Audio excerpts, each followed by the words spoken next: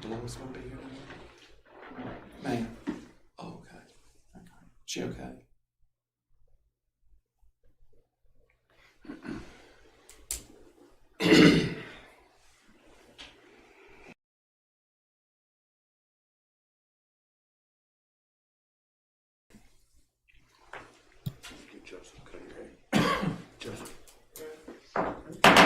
I'd like to call to order our South Hill Town Council regular meeting for Monday, January the 10th, 2022.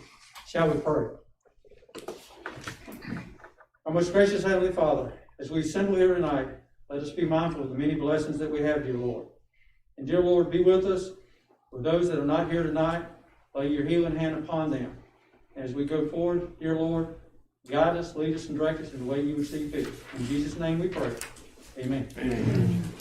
Roll call now. Lily Figgins-Boone. Present. Alex Graham. Here. Gavin Honeycutt. Present. Dolores Lester is absent. Mike Moody. Here. Shep Moss. Here. Ben Taylor. Here. And Joseph Taylor. Here. Council, you've had the opportunity to read the minutes from our December meeting. Do I have a motion for approval? So moved. Second. Any discussion? All those in favor? Aye. Any opposed? Okay. Mr. May, excuse me, if we want to add something to the agenda, when do we do that? At the opening of the meeting? So if we miss that, No, sir. okay? Under new business, I'd like to add, Or other business, under other business? or new, I Okay. guess it'd be other, because it's been changed, that's all. Uh-huh. Dilapidated properties and derelict properties, Okay. as well as, trash and debris removal. Okay. All right. Thank you. Council, I'd like to take a minute and read the recognition. On January the 9th, which was yesterday, was the opportunity for us to recognize our National Law Enforcement Appreciation Day. And it's a day to honor those who put their lives on the line every day for their communities, and a time for us to remember those who have given the ultimate sacrifice. I would encourage each of you to take that opportunity when you see those persons involved, to take that opportunity and do that, if you would, for me, please. Would you please give that to Anna, Councilman? Be part of the minute.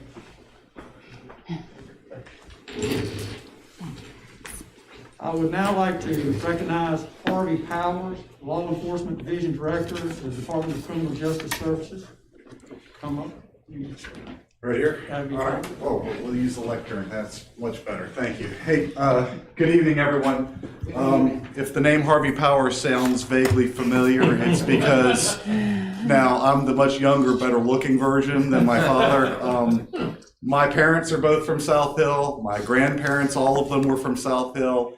I was raised in Chesterfield, but we spent every summer in South Hill and at Palmer's Point. And when we at DCJS were going through these recognitions and I saw the town of South Hill pop up, I said, that one's mine. You've given me a great excuse to get out of Richmond, and as I was sharing with Mr. Moody earlier, the only disappointment is that SNS Barbecue isn't still around. But let's talk a little business here. I'm here tonight to recognize the town of South Hill Police Department for their commitment to law enforcement excellence, as evidenced by their successful completion of the certification process of the Virginia Law Enforcement Accreditation Program. All accreditation programs are designed to measure and confirm compliance of the participating organization with the professional standards in whatever discipline or profession they are involved. It is one of the only means by which citizens and government leaders can be assured that an agency is maintaining ethical standards and benchmarks of performance to which the community has a right to expect. The accreditation process involves bringing the administrative, operational training, and personnel policies and practices of a department into compliance with the 191 professional standards of the Commission. The awarding of accreditation to a law enforcement agency is infinitely more than a paper exercise. An agency must first develop the policies and procedures that can comply with the Commission standards. But what is most important, it must put those policy statements into practice and prove over a period of years that the agency is in compliance with those standards. It is not just saying that you will meet the standards, it's by actually doing what you have stated you will do. This is the commitment that is the commitment of this process and the essence of a professionally accredited agency. The pursuit of accredited status by a law enforcement agency is a voluntary process. Nobody has to do this. It is a commitment on the part of the agency's chief executive and the members of the department that they will serve their community beyond the minimal requirements established by state law. Equally important, the process involves the assessment and evaluation of the agency by trained law enforcement professionals from outside the agency. Law enforcement professionals that know what the job looks like and how that job should be done. And those are the ones that are invited in to take a look at everything. The department is critically judged by its peers who to show that not only are they required to comply with standards, but also able to bring knowledge and expertise to evaluate that organization's policies and practices. The result is a comprehensive and fair assessment of the agency and a final recommendation as to whether it should be approved to receive accreditation from the commission. The chief and the South Hill Police Department have successfully met those standards, and we congratulate them today. And I will present, Chief, if you'll mind coming up here and cap. Certificate of accreditation. This document certifies that the South Hill Police Department came before the Virginia Law Enforcement Professional Standards Commission on June 17th, 2021. We're a little delayed because of COVID, I promise. And has met the requirements set forth by the commission and is therefore certified as an accredited agency. And this is the initial award for South Hill. I will tell you, I worked in law enforcement for 25 years in the City of Richmond Police Department.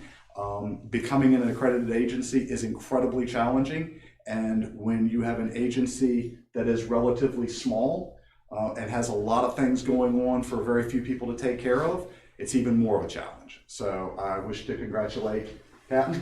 Thank you, Chief. Congratulations.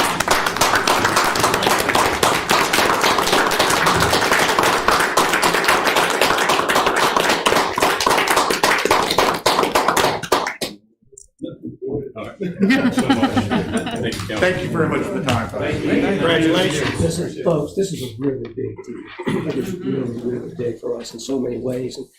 And in addition to what Mr. Powers said, I don't know if Chief has anything to add or not, but this is huge for our department. So,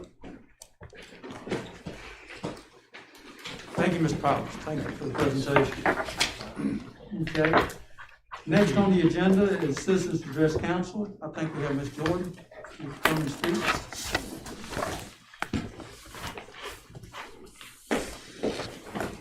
Personally, I don't think it's very fair for me to follow that, but let's see what we can do. Good evening, Honorable Mayor, members of council, town employees, and audience at large. I'm Dr. Lisa Jordan, 901 West High Street here in South Hill. And I come before you tonight with three general purposes. One, hopefully that the press and social media will see or hear and remind people of their responsibilities with their animals, in particular dogs. Second, to inform you all in case you're unaware of things that are happening in the area. And lastly, to make a request, but we'll just save that to the end. Never thought I would be a dog person.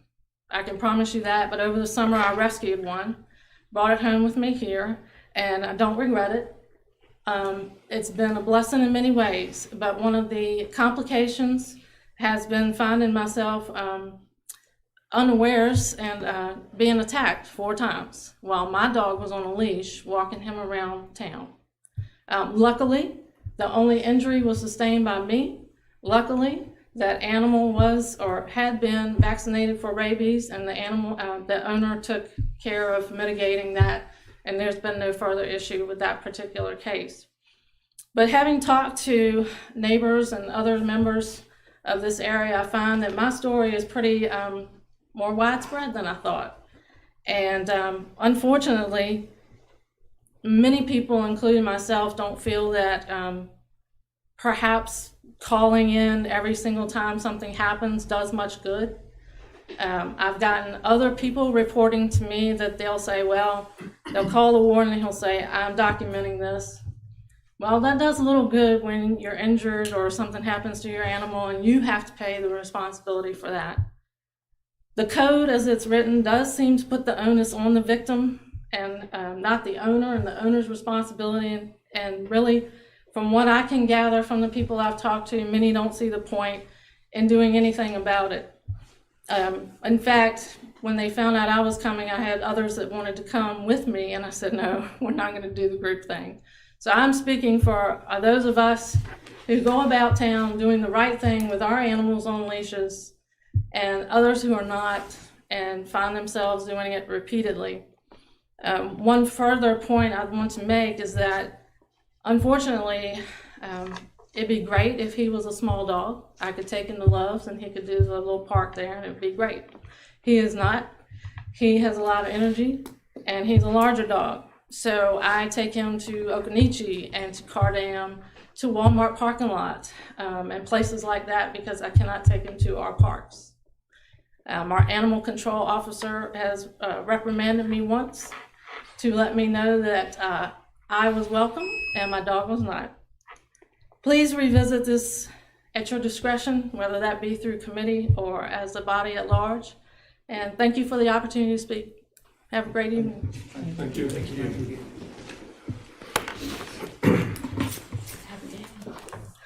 evening. Thank you.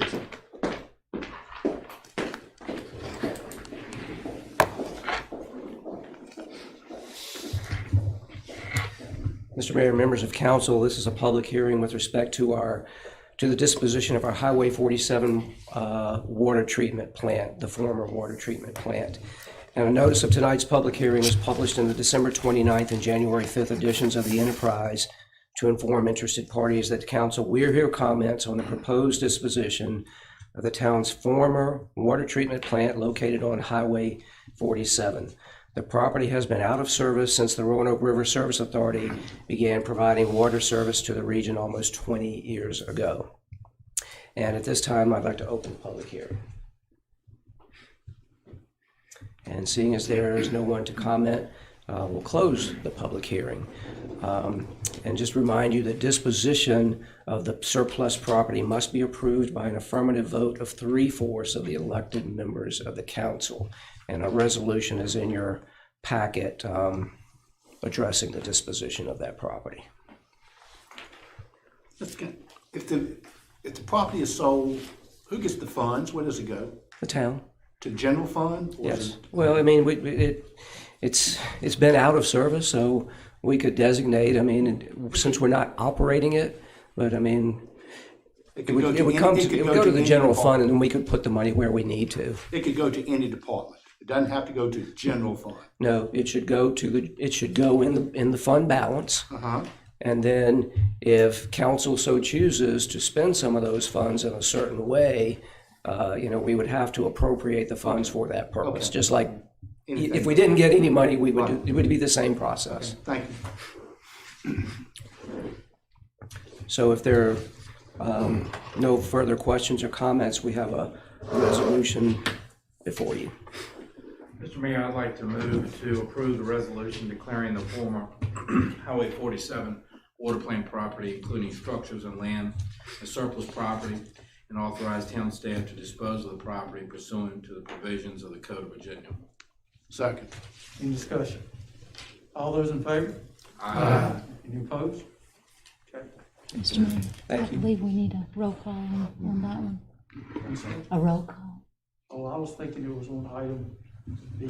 I apologize.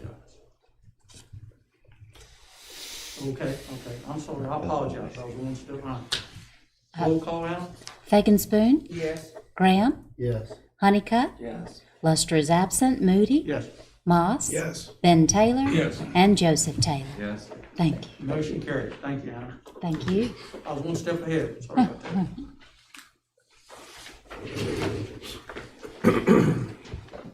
Good evening, Mayor and Town Council. You have before you tonight the Atlantic Street Drainage Project Improvement. The committee met on this on in January. It was bid out in December. This is to help fix the problem between 227 East Atlantic Street and High School Street. There are two lines that cross right there. They're too small. And last year when it rained a lot, we had a lot of problems with water backing up across Atlantic Street. So this would take care of it. It was designed by B&B Consultants. Again, it was bid out.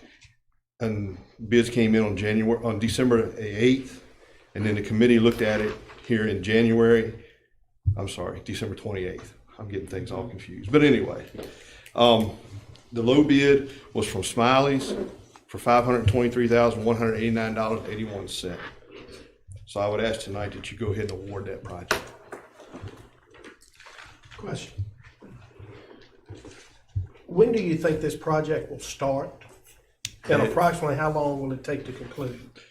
What you're saying is it could start within about 30 days, and they're thinking it would take less than 90 days for the project to be completed.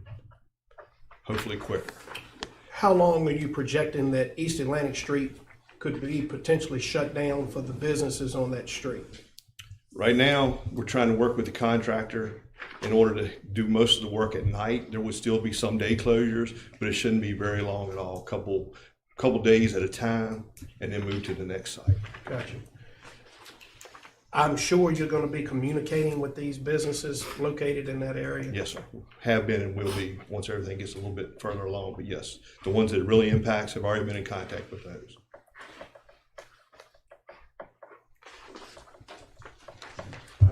I move toward the East Atlantic Street Drainage Improvement Project to Smiley's Construction LLC for a total base bid of $523,189.81. Second. Okay, any discussion? Yes. What's the, do they project any overrun on this, or how do y'all do that when you get this bid in? All right, this project is bid as a,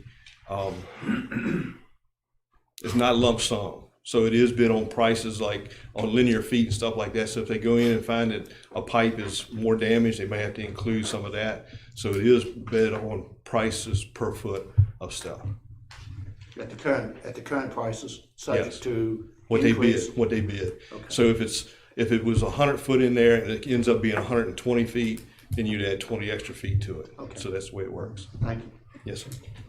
Any other discussion? Okay, we have a motion and a second. All those in favor? Any opposed?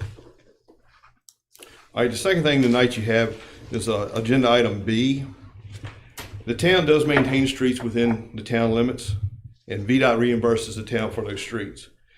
A review with VDOT of the street listings that are maintained revealed that several of the streets have not been added to the list in a number of years. VDOT has a February 1st deadline in order for these streets to be updated in order for us to get paid on July 1st. VDOT requires a resolution, the VDOT forms, and a map for each street in order to update their listing.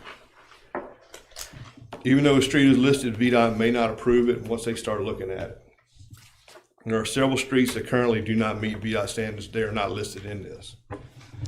So tonight you have before you the resolution and 2 pages plus a couple additional streets that shows the ones that have not been updated recently. Question? Can you cliff note, what is, do not meet the VDOT requirements for reimbursement? What exactly does that mean in layman's terms?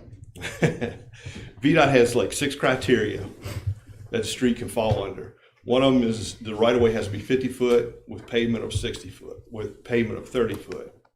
There's a 16-foot pavement with sidewalks and stuff like that. There's also one that can be, I think it's 14 feet, as long as there's land that's not developed and stuff like that, or a one-way street.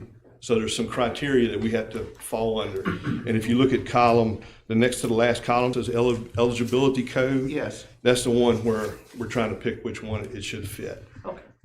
All right. Thank you. Council, what's your pleasure? One other question. How often do we have to do this, CJ? Once it's on the list, we don't have to do it until we add a street. Gotcha. Once it's on the list and approved. There's some that were asked for before. Right. And they didn't approve it. You might have to add some asphalt or do something else and go back, but. Looking for a motion? Council, I move to adopt a resolution of the town of Southfield petitioning the VDOT for maintenance payments for certain streets in the urban maintenance inventory system, and authorize town manager or his designee to sign all documents needed to complete this process. Second. Any further discussion? Roll call, Alan? Bacon Spoon, Yes. Graham, Yes. Honeycutt, Yes. Luster is absent, Moody, Yes. Moss, Yes. Ben Taylor, Yes. and Joseph Taylor. Yes. Thank you. Okay, council, in your packet are reports to approve as presented. I have a motion for approval. So moved. Second. Any discussion? Yes. I noticed that, again, our investment account lost $25,942.32 last month. I just wanted to bring that attention. And, sorry, Mayor, question, what is the total now? It's about 170,000 we've lost. I was asking Ms. Cottrell. No, over the last almost 2 years since this money has been invested, we have earned income interest of $164,333.47. Of that, we have basically returned due to the mark-to-market effect where mark, based on unrealized gain or loss, we have lost $81,647.41. So we basically earned $82,686.06 in interest since it's been invested. We have not lost any principal at all. Thank you. Mr. Mayor, is it a fair statement to say, just like in the stock market, you haven't lost until you take it out? Exactly, That's and I fair mean, it's very much like a 401k. When you put it in, you expect it to be long term. There are going to be peaks and valleys, and over the period of time that it's invested, you expect it to kind of smooth out. This same $10 million, if we had put it in a CD over the last 2 years at 0.1% interest, it would only have earned $20,000 in interest, where we've earned $82,000. Thank you. Any other discussion? Comments? All right, we have a motion and a second, correct, Hannah? Yes, sir. All those in favor? Aye. Any opposed? Committee reports? We sent Mr. something. Mayor, I'm sorry. We do have a report from the street committee. And we met on December 28th. And this report concerns directional signs. A request, the directional sign and wayfinding signs around town were installed about 20 years ago and need to be updated. 3 local vendors were asked for price quotes, which were Extreme Signs, Ellis, and Dogwood Graphics. Extreme Signs was the only vendor to submit a quote. Our committee asked the staff to seek additional quotes from our local vendors who make large lighted signs and to quote from an Emporia sign vendor and any other potential vendors. So this is where we at now, so we are waiting to receive additional quotes concerning the Wayfair signs, wayfinding signs, I'm sorry. Anything else, Council? Question. Ms. Vagans, I'm sorry, where were these signs? Where were these signs located? They're located around town like you have one at the park that says how you come up in the park. Yes, ma'am. Well, I didn't bring my other paper. That's okay. The blue sign that's on the boards, Okay, those are the Wayfair signs. okay, all right, With the thank you. I direction just- that points to this place, goes this place, and the library is this way, Okay. whatever. Thank And you. the town hall goes this way. Yes, ma'am, thank you. Mm-hmm. So no action needs to be taken. No on this action needs to report. be taken at this time. All right. Any other committee reports? Okay. All right, we're now under other business. Councilman Moss?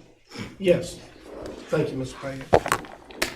Mayor. Over the last 30 to 45 days, and I brought it up last meeting about having a beautification initiative or Take Pride in South Hill initiative.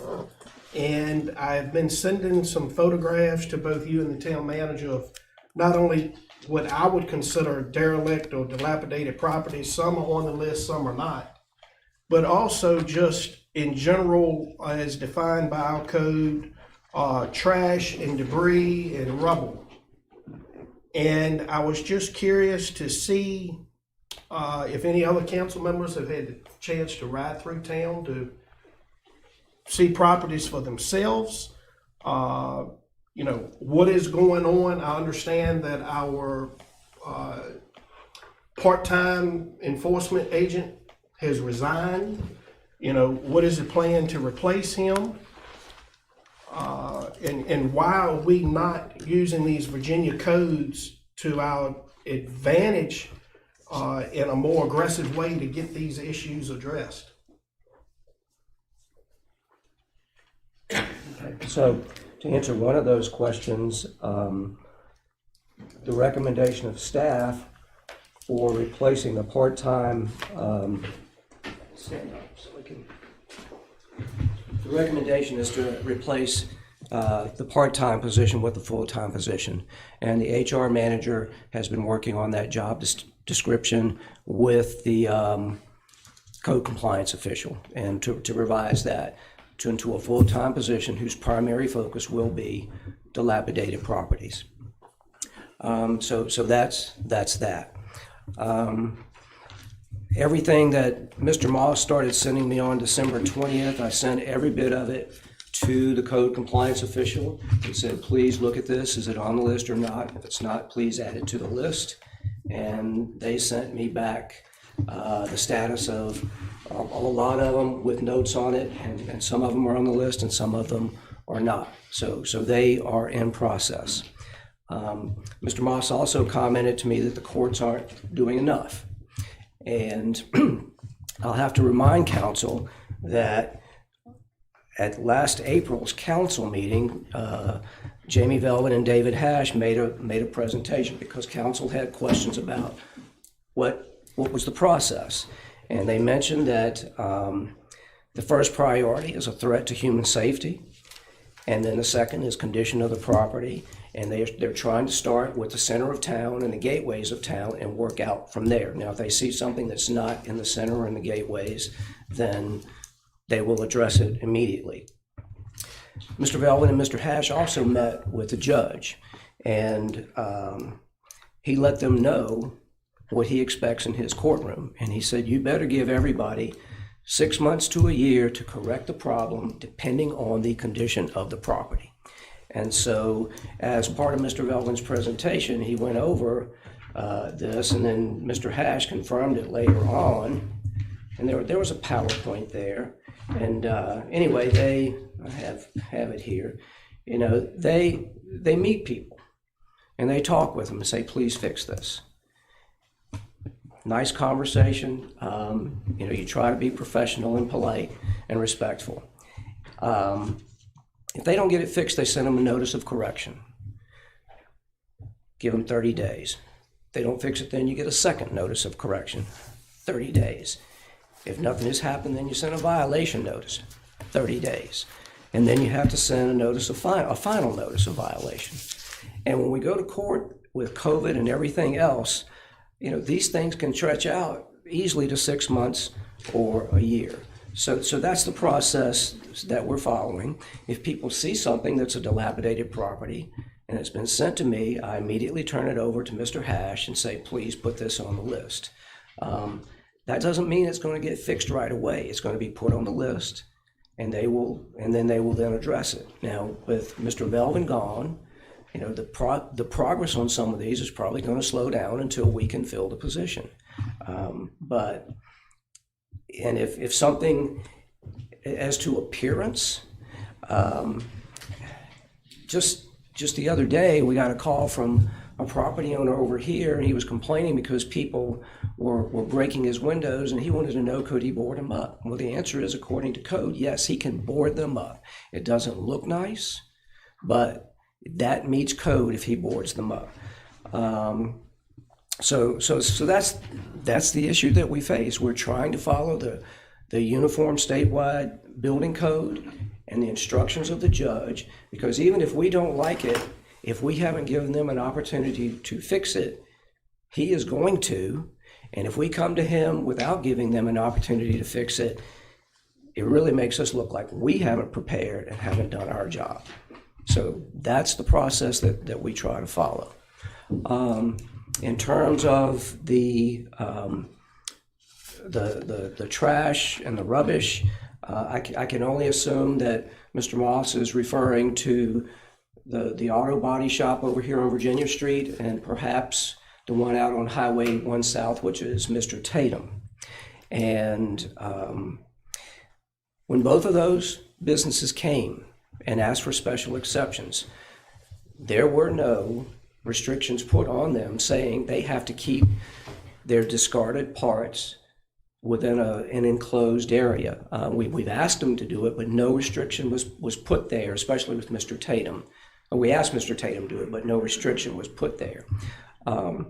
Those discarded parts are picked up once a month, I'm told, by a trash collection person and disposed of, and then they start all over again, and the pile starts all over again. So it is going to be there, and I do not know what recourse we have. We can ask them to build a fence, but we did not require it when the special exception was done. So that's where we are with it.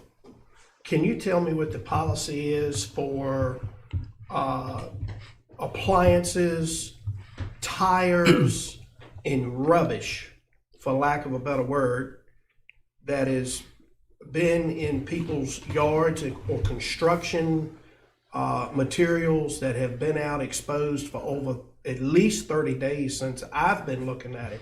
What is the policy and what does the town code say in relation to those items? It says that you should not throw trash on private or public property. Old Washington. Private, public property? Public or private property. Okay. Public or private property is what the code says. Okay. If we see something and it's sitting out there, if you let us know, we will follow this process and we will go to people and say, please clean this up. And that's what But we doesn't will our do. code say we need to notify them after 7 days? We can do it? We can't, if something like grass and that sort of thing. No, I'm specifically talking about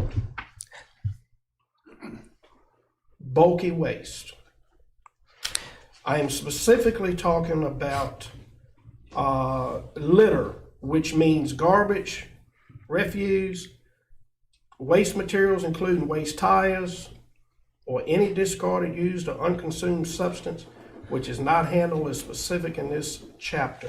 Yeah, the bulky waste is a different ordinance from discarded parts and that sort of thing. We collect bulky waste once a month, and we tell people to put it out curbside by that. If they put it out before then, we will notify them to please remove it until the designated day. And if they don't do it, we will go by and pick it up and charge them for it. So if I'm remodeling a house, you're telling me that I can throw all of the discarded rehab work and construction materials out in the yard and I don't have to put them in a container? That I can have potentially asbestos, nails, screws, broken glass, chemicals, I can have that on the site within the town limits of South Hill, and I don't have to put that on a bulk container? I'm not telling you that. I'm not telling you that. To my Well, why do we have that going on? To my knowledge, if you will tell us where it is, we will address it. Now, one of these things that you sent us, I asked David about it, and he said they are working on the house. It's being remodeled, and they will clean all of that up once it's done. It's not being set curbside for collection, but it's on the property that is being remodeled. For the photo that you sent me that I forwarded on, that was the explanation that I received. But a residence can have tires, old abandoned appliances, and all of that type of stuff. I can show you photographs in their backyard. And there's nothing in our code that prevents that. No, there is something in the code that says, I can't quote I you the quote understand, offhand. it is in the code. But- and my but if you question will send is, it to us- why is it not being enforced? If you send it to us and we know about it, maybe we don't know about it. If Well, it's, one's right here at the fire station, and one is just down from your house. you sent me the photo, but you didn't give me an address. You sent me lots of photos without an address. If you will send us the information and the address where it is, we will look into it promptly. That is what we will do. And when I say promptly, we will try to identify it right away and have a conversation. And we will go back and check it. It will go on this list, and we will go back and check it. It will take time, though, to deal with it. In our experience, when we talk to people and ask them to cooperate with us, we have much more success than we do if we try to use a hammer. Well, our code says 15 days. Failure to comply with notice to remove trash debris, refuse litter in such form from a property within 7 days of notification will constitute a violation of this article. The town manager will be authorized to remove such material from a property and bill the property owner for the expense of such. Failure to pay within 15 days will constitute a lien on the property for the amount so billed. And what section is 7 that? days, not 15, Yeah. excuse me. What section of the code is that? 66-95. And if you tell us where those are, we will have the conversation.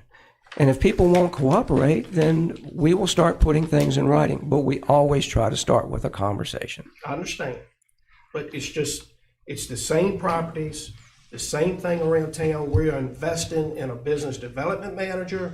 We're doing everything we can to recruit new industry and new businesses here. It has been, for lack of a better term, a social media firestorm over the last 2 or 3 weeks, with citizens complaining about what is here and what is not here as far as businesses. You know, when these people come in to make an investment in our community and they ride through our community, I think we become numb to it because we're here and we see it every day. I think we become numb to it. But when they ride through our community and see what I've sent you pictures of, it is a complete and utter embarrassment, in my opinion. And some of the things that you sent me photos of are not pleasant to look at, but they're not violations. Some of the things that you sent me photos of, people are working on. Some of them need to be added to the list. Now, things like you just mentioned, you know, I receive phone calls and complaints from time to time, and what I try to always tell the people is, we can always use an extra set of eyes. Thank you for letting us know. And what I would ask of you all is, if you see something, please send me. It helps if you take a photo of it. It's more helpful to us if you email it to us instead of texting it. Because if you email it, it's much simpler to forward it to the right people, and they can put it on the list, and then we can go about addressing it. But if we don't know about it, we can't address it. And we're not going to see everything. And include the address of where. And we need a photo, and we need the address of where it is. Yes, sir. And as we were talking earlier, our code compliance officer has retired or left his position, so we do not have a code compliance officer at this moment. We don't have an inspector at the moment. Okay. We are talking amongst us now about hiring a full-time person. That would be not a part-time. That would be a 5-day-a-week, 8-hour-day Focused on person this. that can go out and look for these things to try to make what we're having to do a better process. Yes. So he can go out and see things. So that may be the other thing that we need to look at as a selling point to getting this person a weekly job and a full-time person. That's right. Rather than a part-time person for this position. Yeah. So I think we could get that straight. That would help a lot of this. So the plan is, once we get the draft of the position done, we will meet with the personnel committee, get approval. Then we'll ask for the money to be appropriated, and we don't want to wait until July 1 to do this. We want to go ahead and get started before then. Is the goal for this employee to be part-time or full-time? Full-time. We will be asking for 40 hours a week. How do we stand as far as the timeline of getting this out in the public, as far as people bidding on the job and hiring someone? Could you lower your mask? I'm sorry, please excuse me. How long before this will be public notice and people can bid on the job, and then we can hire the person and put them in place? Oh, I'd like to get it advertised in January. Now, we advertise the job, and then we'll have to get applications, Right. review them, bring people in to interview them, so we'll Within the advertise next- the position in Within the January. next couple of weeks, the job will be advertised. Yes, by the end of January, I would say we would have it advertised, because we got to have a meeting with the Personnel Committee first and get their approval and tweak it. But I went over it,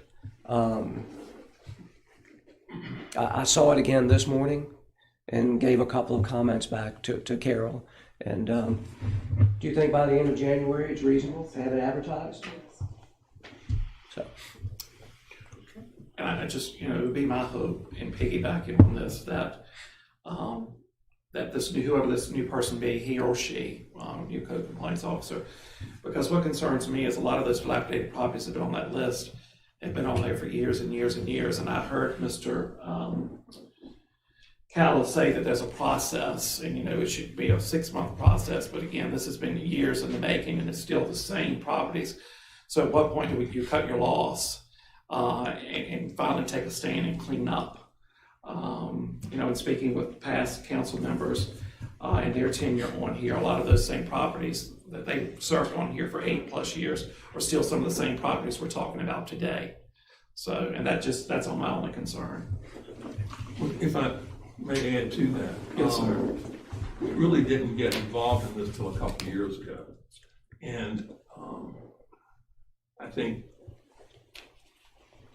the fact was raised about right there downtown Blackstone and all the Victorian homes and the condition. I'm not throwing rocks at Blackstone. And same thing with Cambridge. I mean, they've been beautiful streets and now they're in disrepair. And these large Victorian homes are hard to maintain, heat, replace, and we've got our share here of that too.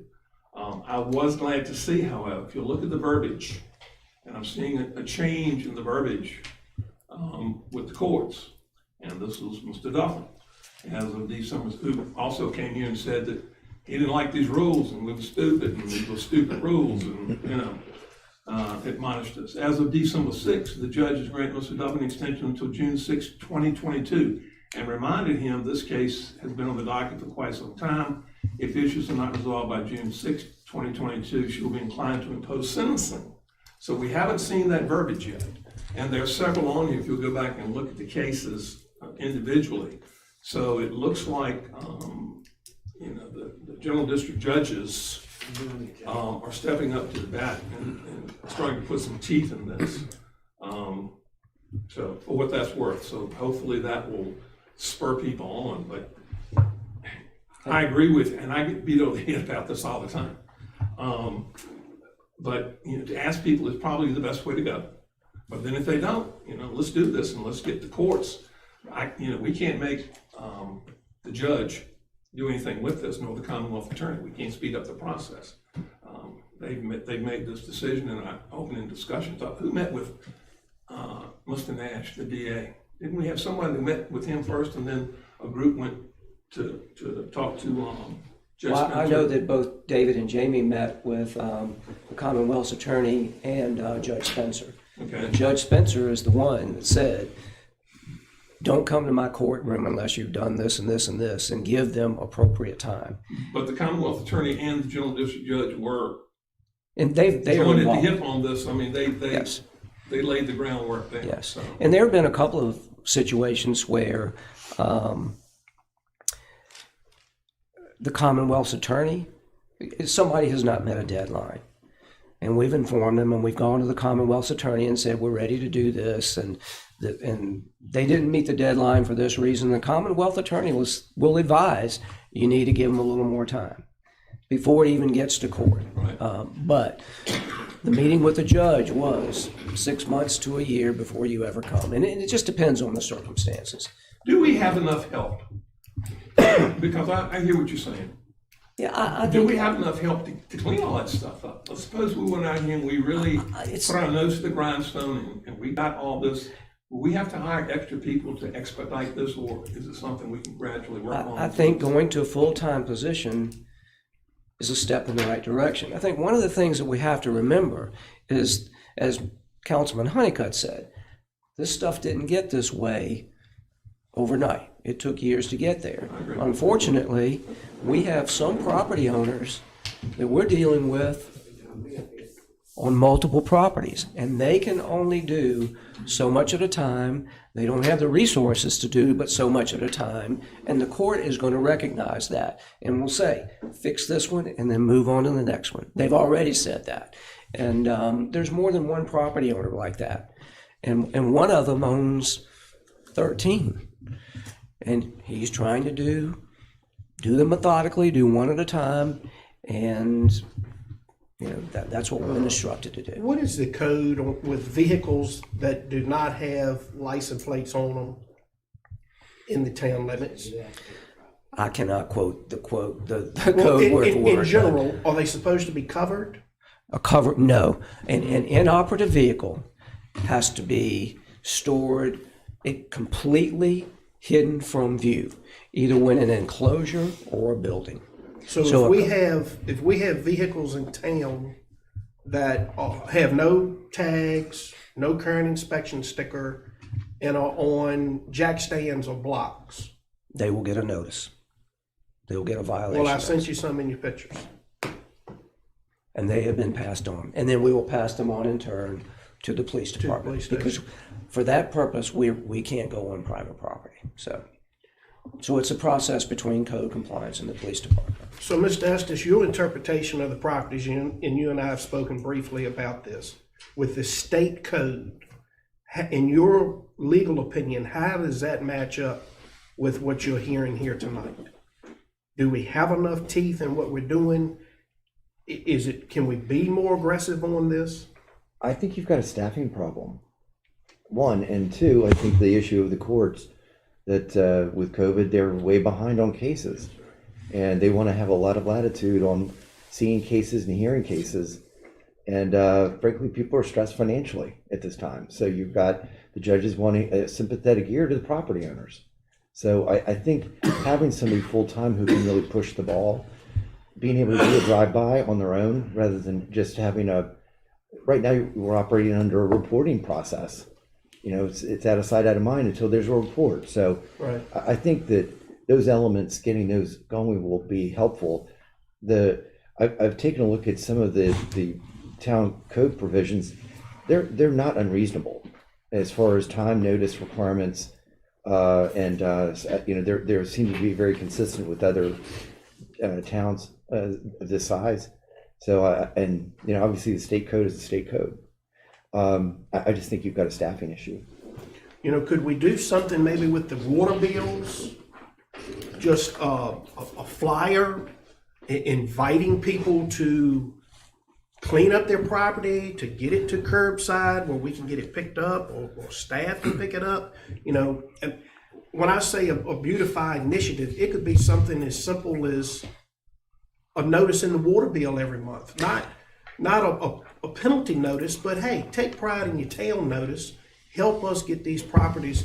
The dilapidated properties is almost a different issue from the trash and debris and the paint coming off the buildings and tarps on roofs. That's almost a whole different issue. We did that once before, but we can certainly do that again. Yes. I think the flyer has to be designed. It needs to be simple and something people can look at. Sure. And that's what we tried to do before, because people put leaves and grass, and that is part of the issue, because that actually creates problems for us with stormwater drainage. But yes, I'll talk to our staff and we'll see if we can't get something. It won't go in the January water bills, but we can put. I'd love to see a proof of that too. But we can put that in there. It goes out. We'll shoot it out to council ahead of time and say this will be the insert. So, but we can do that. Could we also include in that, reminding people, I think it's the third Wednesday? Bulky waste. And because a lot of people are not aware of that bulky waste, but if they know that the third Wednesday, if I've got a refrigerator, or I've got a sofa, or I've got a whatever, call, put it in front of your house days And it'll be before. picked and up. then- We can do that. I mean, it's another step that we can do. Anything that we can do will hopefully help. Right. You know, every year we put the recycling calendar in the water bills. Right. You'd be amazed at how many more we have to send out, because with a water bill, sometimes people are just, they glance at it, they don't even pay attention, and they'll either trash it or recycle it. But if we don't do it, we haven't tried. So we can do that. We can put something on the Facebook page. We can come up with something. Well, you just hit the last point, to Mr. Moss's comment about the leaf and yard waste. I saw massive improvement in people's awareness of fixing that problem, from taking it out of the curb and guttering to put it on, I noticed it, to put it in the yard. I felt like it was a big improvement. And as much as the water bill notice that we could put in, the Facebook post probably reaches more people. Well, it probably does, but it's an easy thing to put it in the water bill. The drawback to the water bill is it goes to the current tenant of the property. It does not go to the property owner.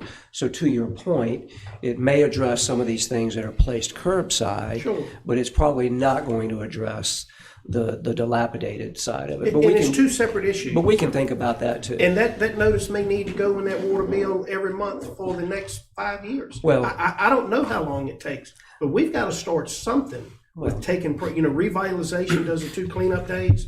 I was instrumental in getting those organized and started 3 years ago now.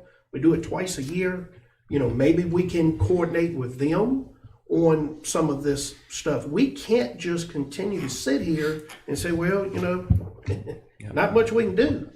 We got to encourage these people to take pride in their property in our town and get this place cleaned up. Well, I'll talk to the staff and we'll see about the water bill and social media. Thank you. Thank you. Okay.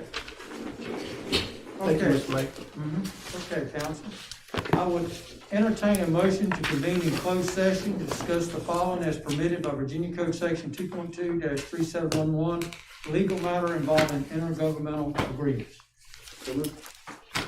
Second. All those in favor? Aye. Any opposed?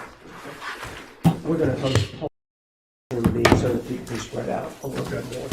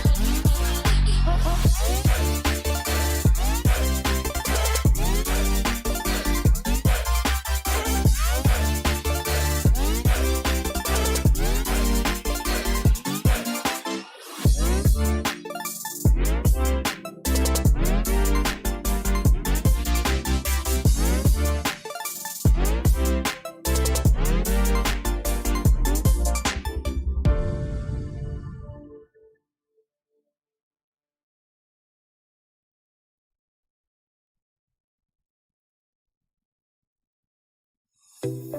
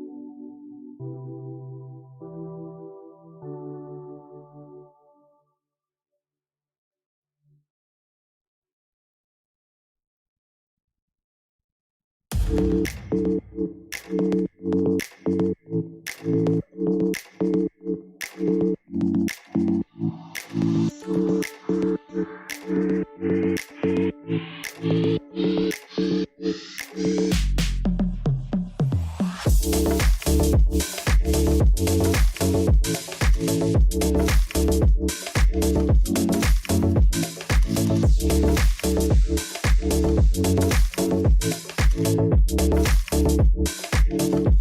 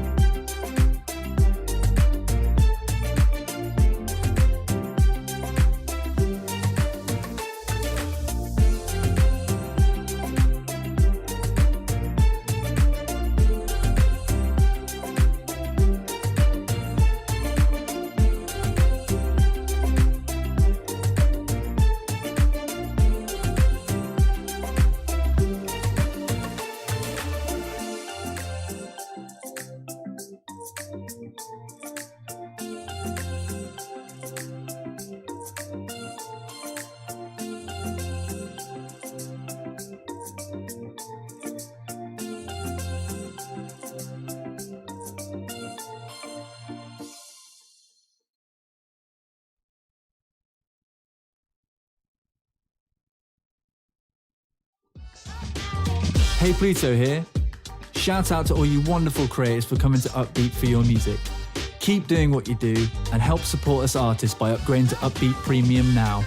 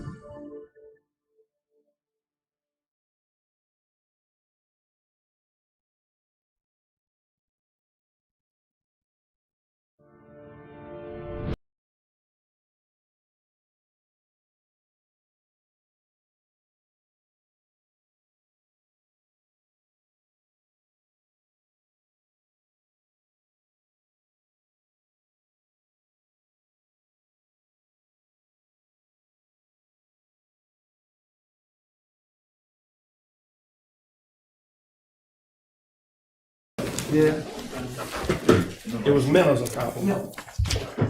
you're supposed to tell me that today.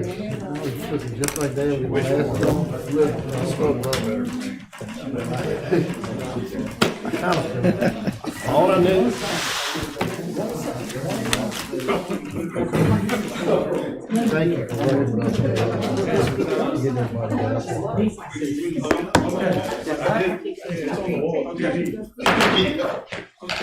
Council, while in closed session, there was no action taken. We only discussed legal matters. I would entertain a motion to certify this. So moved. Second. Roll call now? Fagan Spoon. Graham. Yeah. Honeycutt. Yes. Lester is absent. Moody. Yes. Moss. Yes. Ben Taylor. Yes. And Joseph Taylor. Yes. Okay. Reminder, you'll all be getting telephone calls regarding our retreat, and that's January 28th. We'll be getting phone calls from Mr. Kimball Payne. Anna's been sending you information. And conflict of interest, statement of economic interest are due February the 1st. Thank you. You're welcome. Question. Going back to the dilapidated properties. I know we have the facade improvement grant that is commercial in the town limits. Food for thought, maybe we could expand that with a certain amount of funding for residential. Just food for thought.